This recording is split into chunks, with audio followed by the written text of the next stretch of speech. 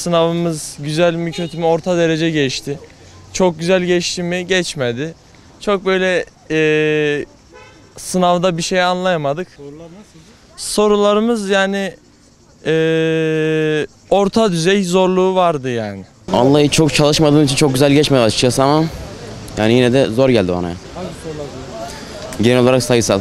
Hedefiniz ne? Hedefim diş hekimliğiydi ama sanmıyorum bir şey olacağını. Çalışmadın. Yok çok çalışmadım. Artık seneye olacak inşallah. Eşit ağırlıkçıyım. Yani matematik yapamadım hiçbir şekilde. Çok zordu. Hani bu sürede insanların zaten yetiştirmesi imkansız. Hani bu soruları hazırlayanlar gelip burada çözmeye çalışsa ikinci soruda sonra bırakıp kaçarlar. O derece bir zorluktaydı. Türkçesi daha da zordu. Soruyu anlarken artık insan yani kriz geçirmeye derecesine geliyor. Çünkü hiçbir şekilde zaten sürenin yetersiz geleceğini biliyoruz. Konuları doğru düzgün öğrenemiyoruz. 4 yılda zaten bu soruları çözebilecek bir düzeye gelmemiz imkansız. Yani balığa uçmayı, kuşa da yüzmeyi öğretmeye çalışıyorlar. Hani sürekli diyorlar işte anket yapacağız, ankete katılın, işte şikayetlerinizi bildirin diye. Yıllardır insanlar şikayetlerini bildiriyor, kimse de umursamıyor. Psikoloji istiyordum ama bu gidişle zor. Kaçıncı defa sınava gidiyorsun? İlk girişim ama yani ilk girişinde bile insanı böyle yıldırabiliyorlar. Diyeceklerim bu kadar. Hukuk istiyorum ben normalde.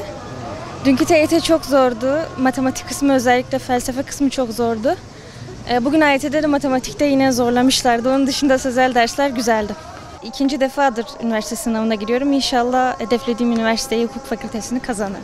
Yani sınavla alakalı sorularım abi sınav kolaydı. Yaptım yani.